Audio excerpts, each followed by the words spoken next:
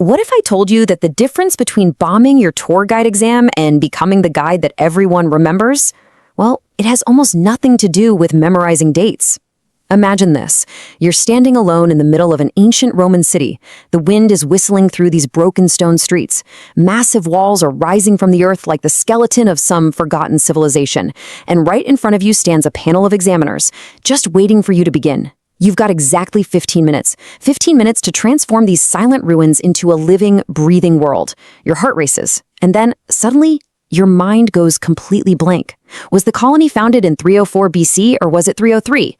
Which emperor rebuilt the forum? How wide was the main street? Which temple came first? The facts you've spent months cramming just start slipping away, one by one. For a lot of candidates, this is the exact moment everything falls apart. Welcome to this explainer where we're going to completely change the game. But you know the absolute best guides? They don't panic. And that's because they've discovered something that completely shifts their perspective.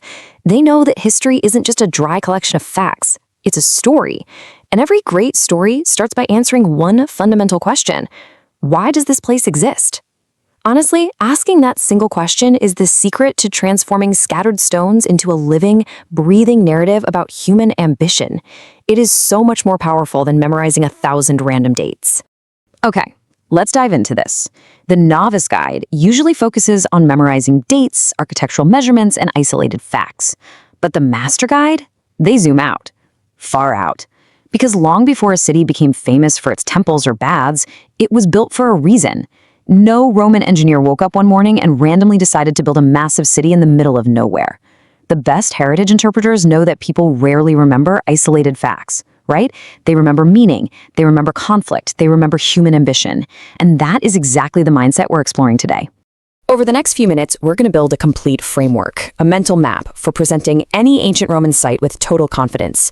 We are going to read Roman history through 3 critical lenses: geography, power, and strategy. By laying out our presentation this way, we're building an experience that no examiner, and honestly no tourist, will ever forget. Once you understand this design, explaining an archaeological site becomes surprisingly easy, even if your memory suddenly fails you. Step 1. Geography. Survival over stones. Think about this for a second. When Rome became this massive metropolis of over 1 million people, the Tiber River was already way too polluted to drink. Survival and the very foundation of civilization required mastering geography first. And take a look at this huge number, 300 million. That's how many gallons of fresh water Roman engineers were moving every single day across mountains and valleys. And get this, they did it using absolutely zero mechanical pumps, just pure gravity. It wasn't magic, it was math. Now, what's really interesting about this slide is the tool that made it all possible, the corabats. It's basically a 20-foot wooden beam with plumb lines and a little water channel. Sounds super simple, right? But it allowed Roman engineers to achieve incredibly precise leveling.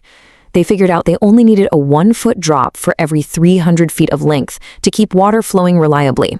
That gradient is practically invisible to the naked eye, but with the corabats, they maintained that exact slope for literally dozens of miles.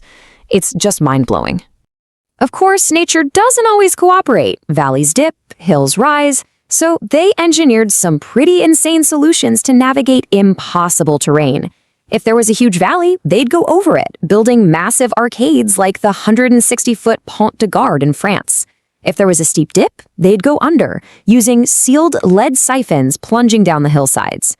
And if a mountain was in the way, they'd literally carve a perfect tunnel straight through solid rock. These waterproof concrete channels became the true lifeblood of the empire. Step 2. Power. Decoding the Colosseum. So once you've got water and survival covered, it's all about urban control. Let's transition over to Rome itself. After Emperor Nero's disastrous reign, Emperor Vespasian needed to legitimize his new Flavian dynasty. So he makes this huge, highly symbolic move. He literally drains Nero's private lake to build a massive public arena, giving the space back to the people. And boom, the Colosseum is born. It could hold 50,000 spectators. And it was engineered so brilliantly that all 50,000 people could fill the seats in 15 minutes and completely empty out in just 8. How did they move people so fast? Enter the vomitorium. Yeah, I know the name paints quite a graphic picture, but these were essentially angled passages that efficiently channeled and literally vomited massive crowds directly into their specific seating sections. Spectators carried little pottery shards called tesserae to find one of the 76 numbered ground-level gates. It was totally a precursor to how we design modern stadiums today. And this brilliantly illustrates how architecture itself was a brutal tool for Roman social control. They were putting everyone, literally, in their place. If you look at the seating map, the senators got the fancy marble seats right at the bottom in the Imma Cavea. The wealthy equestrians sat just above them. Ordinary Roman citizens were further up, and standing all the way at the very top, in the Massinium Summum, that was relegated to women and the poor. The building physically boxed you into your exact social rank. This ties directly into the infamous strategy of panem et circenses, bread and circuses. Providing free food and spectacular gladiatorial combat wasn't just the emperor being generous. No way. It was a highly choreographed, calculated political strategy to keep the population compliant, distracted, and dependent on the state. It was staging Rome's social contract in blood. And the sheer scale of the spectacle machine was absolute sensory overload. They had the Velarium, a massive retractable awning managed by 240 masts and elite sailors just to block the sun. Down below was the Hypogeum, an underground labyrinth packed with capstans for lifting animal cages directly into the arena. They'd even flood the arena floor for mock naval battles called naumachia. Between the deafening roar of the crowd, the wild animals, and the heavy perfumes and incense burned to mask the stench of the carnage, it was an unbelievable, overwhelming experience. Let's move to step 3 and see how this builds outward. Strategy? Expanding the empire. We're shifting our mental map from the imperial center of Rome out to the very edges of its conquered territories. Check out this number, 1.9. That is the length in kilometers of a single marching Roman legion. We are talking about over 7,000 men and animals moving together in perfect formation. Imagine seeing that roll over the horizon.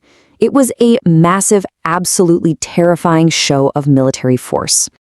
But here's the fascinating part. While the legions conquered the physical land, it was actually the architecture that secured the empire. Specifically, the 230 regional amphitheaters they built, stretching from England all the way to Africa.